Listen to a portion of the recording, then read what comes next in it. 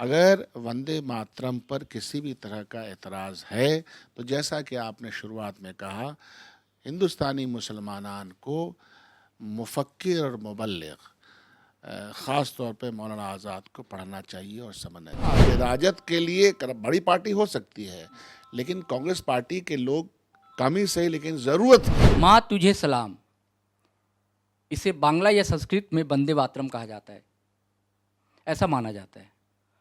और ये हमारे देश का राष्ट्रगीत है। राष्ट्रगीत कई हैं, लेकिन संवैधानिक तौर पर इसे स्वीकार किया गया।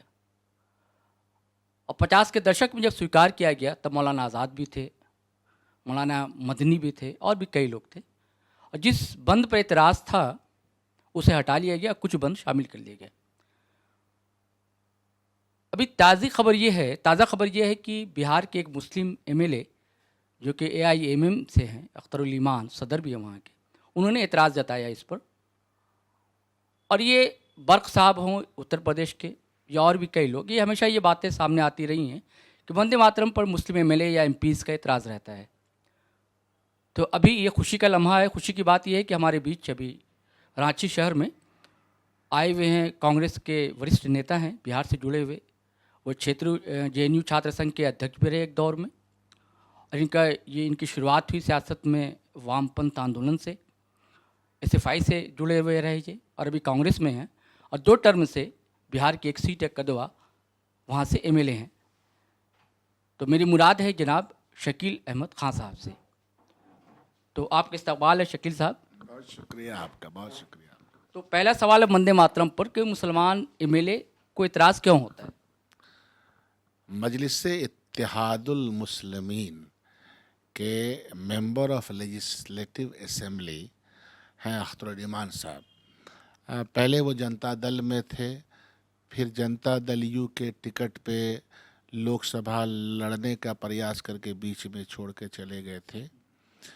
तो इस मुल्क में मजलिस इत्तेहादुल मुस्लिमीन, फिर कोई मजलिस इत्तेहादुल हिंदू, फिर कोई मजलिस इत्तेहादुल क्रिश्चियन, फिर कोई मजलिस इत्तेहादुल सिख या अन्य जितनी जातियां हैं, तो उसका अगर मजलिस इत्तेहादुल में उनकी इत्तेहाद की एक मजलिस बन जाए तो ये एक बहुत ही छोटे आकार के चीज़ बनाने की बात है और आइडेंटिटी पॉलिटिक्स को कि जिसका कि अल्टीमेटली नुकसान होता है। आज जब हम भारतीय जनता पार्टी के ऊपर जब कोई इल्ज़ाम लगाते हैं तो वही कहते हैं कि आप आइडेंटिटी पॉलिटिक्स को उभार रहे हैं और पोलराइजेशन की सियासत कर रहे हैं, जिसका अल्टीमेटली फ़ायदा मुल्क की आवाम को होता है और जिस समाज की सियासत का बखान करते हैं उस समाज को भी नहीं होता है। अगर वंदे मातरम पर किसी भी तरह का एतराज़ है तो जैसा कि आपने शुरुआत में कहा, हिंदुस्तानी मुसलमानान को मुफक्किर और मुबल्लिग ख़ास तौर पे मौलाना आज़ाद को पढ़ना चाहिए और समझना चाहिए। दूसरी बात है कि सियासत का और समाजियात का एक कॉन्टेक्स्ट होता है और कॉन्टेक्स्ट में जब कोई टेक्स्ट बनता है, जब बात उसी मनाजिर में होती है, उसी पस मंज़र में होती है, और ये हमेशा देखना चाहिए कि किस बात से फ़ायदा है और किस बात का नुकसान है। तो मजलिस इत्तेहादुल मुस्लिमीन सिवाय नुकसान के कुछ नहीं कर रही है। मेरा जवाब यही है। जहाँ तक रहा इन दोनों गीतों का सवाल, सारे जहाँ से अच्छा हिंदुस्तान हमारा भी है, जनगणमन है, वंदे मातरम है। बंगाल में चले जाइए तो हर तकरीर के बाद वंदे मातरम बोला जाता है।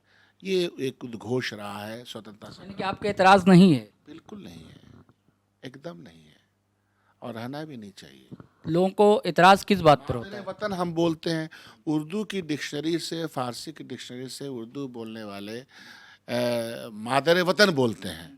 तो मादरे वतन बोल रहे हैं तो इसके क्या मायने हैं? और AR रहमान ने तो माँ तुझे सलाम का और बहुत मशहूर हुआ।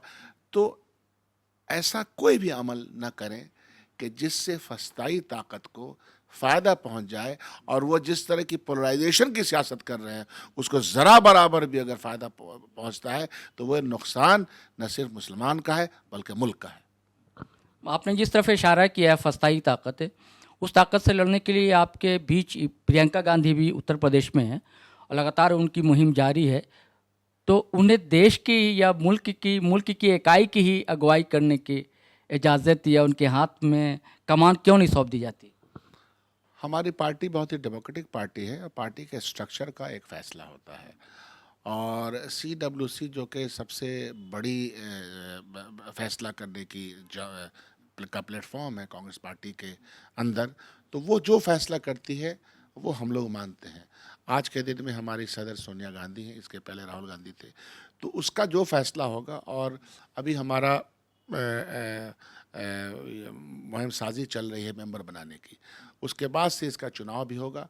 उस चुनाव के जो नतीजे आएंगे हम सबको स्वीकार। कहीं प्रियंका को आगे करके ये एक्सपेरिमेंट तो नहीं किया जा रहा है कि एक प्रयोग? सवाल आगे पीछे का नहीं है, सवाल ये है कि सोनिया जी, राहुल गांधी, प्रियंका गांधी, ये सब लोग आज के दिन की जो जिम्मेदारी है, आज के वक्त और इस तारीख की जो जिम्मेदारी है, जो उनके ख़ानदान वालों ने निभाया है तारीख़ अमल में, उसको निभा रहे हैं और वो सराहनीय है। ये भाजपा हमेशा कहती रही है कि कांग्रेस मुक्त भारत चाहिए हमें, और बीच में खबरें ये आई थी कि प्रशांत किशोर, जो कि चुनावी रणनीतिकार माने जाते हैं और वो नीतीश कुमार के साथ रहे एक वक्त में, और अभी TMC के जो हमारे बंगाल से CM हैं ममता बनर्जी, उनके साथ हैं, और बीच में ये खबर आई कि वो कांग्रेस के साथ भी हैं और सोनिया जी से, राहुल गांधी से मुलाकात भी उनकी हुई। लेकिन ताज़ा खबर ये है कि वो कांग्रेस को तोड़ रहे हैं, और कांग्रेस के विधायकों का भी ताज़ा मामला था यहाँ का, मणिपुर वगैरह मेघालय का था, और लगातार ये खबरें जो मतलब पॉलिटिकल एनालिसिस करते हैं लोग, वो कह रहे हैं कि वही मतलब कांग्रेस मुक्त भारत करने में लगे हुए हैं प्रशांत किशोर। आप क्या कहेंगे? कांग्रेस पार्टी का दिल बहुत बड़ा है, तो उसके पास कोई अप्रोच करता है, किसी आइडियाज़ के साथ अप्रोच करता है, तो उसकी बात भी सुनते हैं। डेमोक्रेटिक पार्टी है। रहा सवाल जिन साहब का आपने जिक्र किया है, तो हमारे समाज में बहुत सारे भांड मरासी भी होते हैं, जो अपनी बात अपने अपने मौके को देखते हैं कि कहाँ ज़्यादा उनकी कीमत मिल जाए, कहाँ पे ज़्यादा कुछ पैसे उससे मिल जाए, तो ऐसे लोगों का साटा लगता है। हम लोग बिहार के टर्म में साटा बोलते हैं, तो साटा लगता है। तो कहीं साटा, अगर एक ने साटा दिया और दूसरा ने ज़्यादा दे दिया, तो साटा की तरफ चले जाते हैं। ऐसा होता रहा है। तो इसीलिए मुझे लगता है कि साटा लगाने वाले लोगों पे बहुत ज़्यादा बात करने की आवश्यकता नहीं है। हाँ, ये ज़रूर है कि भारतीय जनता पार्टी ने कहा कि कांग्रेस मुक्त भारत, जिस पार्टी ने अपनी एक तारीख़ी ज़िम्मेदारी निभाई 1947 के पहले और आज तक, उसको, उसकी जड़ें इतनी मजबूत हैं हिंदुस्तानी समाज में कि उसको कोई हिला नहीं सकता। और वो अपने अपने अपने कर्मों पे, अपने कारनामों पे, अपने तारीख़ी विरासत पे ज़िंदा है और रहेगी लोगों के जहन में। हाँ, ऊपर नीचे होता रहता, हार जीत होता रहता है। 7 साल की ये सरकार है, इसके पहले हम 10 साल से थे, तो ये चीज़ें तो आएंगी जाएंगी। लेकिन आज के दिन में राहुल गांधी ने जो क्लैरिटी के साथ इस मुल्क में लाइन ड्रॉ कर दिया है कि वो लोग जो मेरे साथ हैं, जिनको डर नहीं है, मुतलकुल अनान सियासत से, जिसको अधिनायकवाद से कोई डर नहीं है, बिना डरे हमारे साथ है, उसका हुजूम दर हुजूम आ रहा है। और आप देखिएगा, इस मुल्क का जो धै है, इस मुल्क का जो खमीर और ज़मीर है, वो भारतीय जनता पार्टी और उसके विचारधारा को परास्त करेगी, और कांग्रेस पार्टी फिर अपनी जिम्मेदारी के साथ सरकार में भी रहेगी और लोगों की खिदमत में भी रहेगी। बिहार में राजद से खट्टे मीठे रिश्ते हो गए हैं, ऐसा क्यों है? होना भी चाहिए। उसकी वजह यह है कि पार्टी किसी पार्टी में, दूसरे पार्टी में जम नहीं हुई है। कांग्रेस पार्टी की अपनी आइडेंटिटी है और उसको अपनी आइडेंटिटी के साथ अपने फैलाव के रास्ते ढूंढने चाहिए। इस बार राष्ट्रीय जनता दल ने एक बहुत ही बेवकूफ़ाना अमल किया कि अभी अलायंस चल रहा था, अभी अभी हमने अलायंस में चुनाव लड़ा है, तो बहैसियत अलायंस पार्टनर की जो 2 सीटें थी, सुओ मोटो उन्होंने अनाउंस कर दिया कि दोनों हम लड़ेंगे। वो नया तजुर्बा करना चाहते थे और ख़ुद से उन्होंने अमल जब किया, तो जाहिर सी बात है कि कांग्रेस पार्टी एक पार्टी है साहब, तो पार्टी को हमारी जो आला नेतृत्व था, उसने फैसला किया कि हम अलग से चुनाव लड़ेंगे। और जब चुनाव लड़ते हैं तो जाहिर सी बात है कि एक दूसरे की बखिया उधेड़ दी जाती है। और मैंने ख़ास तौर पे कहा और आज भी कहता हूँ कि राष्ट्रीय जनता दल पार्टी ये कहती है कि वो एक समूह की सियासत करती है, तो समूह में एमवाई की सियासत का वो जिक्र करती है। तो मेरा कहना था कि एमवाई की सियासत में लेन देन होता है ना वोटों का, तो उनके साथ मुस्लिम एमएलएस उनके टिकट पे यादवों के वोट जिस तरह से देना चाहिए, जिसमें बारिश सिद्दीकी वर्ग का एग्जाम्पल तो बहुत ही प्रोमिनेंट है, नहीं जीत पाए। यह सवाल हमने उठाया, यह सवाल, क्योंकि लेकिन कांग्रेस ने भी पिछले चुनाव में उतनी ताकत नहीं कांग्रेस की अभी स्टेट में रह गई है, यह हकीकत है, मानना चाहिए। और हर स्टेट में एक छत्रप का दौर पैदा हुआ है, चाहे मुलायम सिंह हो, लालू यादव हो, वो एनटीआर हो, चाहे जयललिता हो, हर जगह आप देखेंगे यहाँ शिबू सोरेन हो, और कांग्रेस हर जगह स्टेट से किनारे है ना। लेकिन इतनी ताकत नहीं थी कि वो जो मांग कर रही थी कि 100 सीट या इतनी सीट, उतनी सीट पर तो लड़ी लेकिन चुनाव जीत नहीं सकी। मामला यह है कि कांग्रेस पार्टी 1990 के बाद से हिंदी बेल्ट में समाज के हर वर्ग में ओबीसी, ईबीसी, दलित, माइनॉरिटी, ये मेजॉरिटी में है। तो कांग्रेस पार्टी को इस मेजॉरिटी में जो 85% है ओबीसी, ईबीसी, ये बात बहुत कम लोग कहते हैं कि मैं बबांगे दोहल कहता हूँ, कांग्रेस पार्टी के अंदर भी OBC, EBC, SC, ST and minority का जो जमावड़ा 85% का है, उसको बड़े पैमाने पर साथ लेके चलना चाहिए, वक्त के हिसाब के साथ ये बदलना चाहिए। तो उस स्ट्रैटेजी में भी लगता है कि कहीं ना कहीं कमी रही होगी। तो 90 के आप बाद में देखिएगा, और ये जो छत्रप बने वो एंटी कांग्रेस बने और भारतीय जनता पार्टी को साथ लेके बने। भारतीय जनता पार्टी को साथ लेकर के पहली बार जो सरकार 1989 बनी, चाहे लालू जी की हो या मुलायम की हो, वो भारतीय जनता पार्टी जैसी फस्ताई ताकत के साथ हाथ मिला के बनी है। यह तारीख का एक सच्चा वाकया है। तो कांग्रेस को अपनी मेहनत बराबर रखनी चाहिए थी और तमाम वर्गों को समाहिता के साथ रखना चाहिए था। उसमें कहीं ना कहीं चूक हुई या कमी हुई, इतने दिनों की सियासत थी, इतने दिनों की सरकार थी, तो वो कमी रही होगी। लेकिन मैं ऐसा मानता हूँ कि ये छत्रप नहीं है, ये माइनस कांग्रेस कुछ नहीं है। तो कांग्रेस जितना मैंने कहा कि राजद के लिए बड़ी पार्टी हो सकती है, लेकिन कांग्रेस पार्टी के लोग कम ही सही, लेकिन ज़रूरत है तो दोनों के तालमेल उनको करने चाहिए थे, और तालमेल नहीं करेंगे।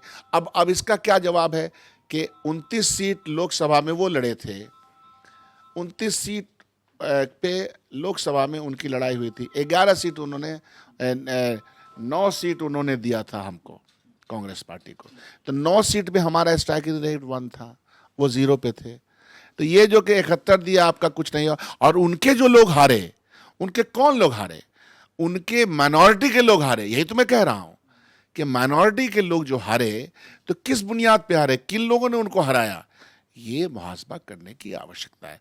तो राजद इल्ज़ाम तराशी की बात न करे। जब आप उंगली उठाते हैं तो एक उंगली तो सामने रहती है, 3 उंगली अपनी तरफ होती है, वो देखना चाहिए। खैर, ये मनमोहन सिंह पीएम थे और कांग्रेस के ही थे, जाहिर सी बात है। और सच्चर कमेटी के बाद उनका एक बयान बड़ा चर्चा में रहा और उस पर तरह तरह के इल्ज़ामात लगे, आरोप लगे। हाँ जी जी। तो लेकिन कांग्रेस भी सच्चर कमेटी को लागू ना कर सकी। अभी भी राजस्थान में सरकार आपकी है और भी कई स्टेट में सरकार है, ऐसा क्यों? उसका भी एक मंजरनामा है। इस बात को तो आप मानेंगे कि मनमोहन सिंह ने पहली बार सच्चर कमेटी की रिपोर्ट और उसकी स्टडी स्पेसिफिकली मुसलमानों की, माइनॉरिटीज़ नहीं बल्कि मुसलमानों की करवाई। तो इतना दर्जा तो देंगे कि उन्होंने कोशिश की। उस कोशिश के बाद पहली बार हिंदुस्तान में 2004 के बाद ही माइनॉरिटी मिनिस्ट्री बनी। उसके पहले भी मुसलमानों के हालात पे चर्चा होती रही है, रंगनाथ कमीशन में से रिपोर्ट रहा है, कही रही है। तो यह भी दूसरा आप दर्जा तो देंगे कि माइनॉरिटी मिनिस्ट्री बनी, 5,000 करोड़ रुपया मख्तस किया गया, और प्री बोर्ड और आफ्टर बोर्ड जो स्कॉलरशिप लाखों नौजवानों को मिला, टेक्निकली मिला, बैंक से लोन के सिस्टम बनाए गए। तो सिस्टम बना, बहुत सारे राज्यों को उस सिस्टम में खुद को नहीं डाल सके। गुजरात ने तो बिल्कुल ही इम्प्लीमेंट नहीं किया, आज तक इम्प्लीमेंट नहीं करते हैं। जबकि करना चाहिए था कि सेंटर का अगर कोई मामला है। और आज उसी की देन है कि नकवी मिनिस्टर है माइनॉरिटी के, ये स्ट्रक्चर इतना बढ़िया बना दिया गया है। तो बहुत सारे काम हुए, कुछ काम रुक गए हैं, उस काम को भी होना है। माहौल साजगार होता है तो सारे काम होते हैं। माहौल को जब गंदा बना दिया जाता है, प्रगंदा कर दिया जाता है, तो उसकी वजह से बहुत सारी दिक्कतें आती हैं। हमेशा कहा जाता है कि तालीम ऐसी मशाल है जिससे कैसा भी अंधेरा हो मिटता है। और आपकी अभी मुझे खबर है ये कि आप एक कोशिश कर रहे हैं कि हर जगह एक स्कूल हो, है ना, तालीम आबियारी हो लोगों की, खास करके माइनॉरिटी तबके की। तो आपका क्या प्लान है? शायद झारखंड के लिए प्लान है या बिहार के लिए? नहीं, देखिए, मैं मोटिवेशनल आदमी हूँ। मैं ये मानता हूँ कि यह ज़िंदगी और ये दौलत, ये शोहरत, ये इज़्ज़त जो हम सब लोगों को मिली है, माइनॉरिटी में भी हर ज़िले में, स्टेट में कुछ लोग, कुछ परसेंटेज लोग तो ऐसे हैं ही जो सिर्फ यह ना सोचे कि उनके यहाँ शादी ब्याह में करोड़ों रुपया कैसे खर्च हो। अगर वो ये सोच लें कि तालीमी अदारा बच्चे का और बच्चियों का कायम हो, हॉस्पिटल्स कायम हो, क्योंकि गवर्नमेंट अल्टीमेटली सरकारी स्कूलों से और सरकारी अस्पतालों से पीछे हट रही है अपनी जिम्मेदारी से। तो कौमियत को चाहिए कि वो खुद, और समाज के लोगों को चाहिए कि खुद तालीम और सेहत का इंतज़ाम करें। अफोर्डेबल स्कूल, अफोर्डेबल हॉस्पिटल बन सकता है लोगों की मदद से। मदारिस इस्लामिया हज़ारों की तादाद में चलते हैं, हमारे ज़कात के पैसों चलते हैं। तो इन पैसों से वो स्कूल भी अफोर्डेबल बन सकते हैं। नए निसाब, साइंसी निसाब, लॉजिक के जो निसाब है वो चल सकते हैं। बच्चियों की बड़ी बड़ी तालीम गाहें खुल सकती हैं कि जिसको पढ़ के समझ के हम मुकाबला कर सकें आज के दिन का और आने वाले दिनों का।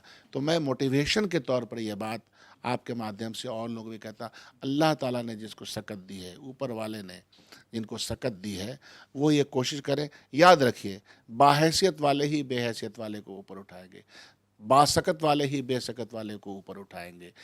आप उम्मीद उन्हीं से कर सकते हैं, तालीम ही बेतालीम वाले को ऊपर उठाएंगे। और ये तो हदीस भी है, यह सच्चा काम है जो हमको करना चाहिए। उसकी तरफ मैं कोशिश कर रहा हूँ अपने इलाके में। देखिए कहाँ तक कामयाबी मिलती। मैं अभी बताना नहीं चाहता था, लेकिन ये मोटिवेशन है आपके माध्यम से। मैं तमाम लोग कहता हूँ कि जो बाहैसियत है, दौलतें शरबतें सब ख़त्म हो जाएंगी। आँख जब मुंद जाती है सब ख़त्म हो जाती है। तो ये सारी चीज़ों का इस्तेमाल अपनी ज़िंदगी में करके जाएं। या तो आपकी विरासत उसको संभाल लेगी, या आप जिस कौम के में हैं वो संभाल लेगी। तो ये शकील साहब थे, शकील खान साहब, बिहार से एमएलए। उनसे आपने बातचीत सुनी, और मैं शहरोज़ कमर और साथ थे ऋषभ। शुक्रिया। TheFollowUp.in. Like, share and subscribe.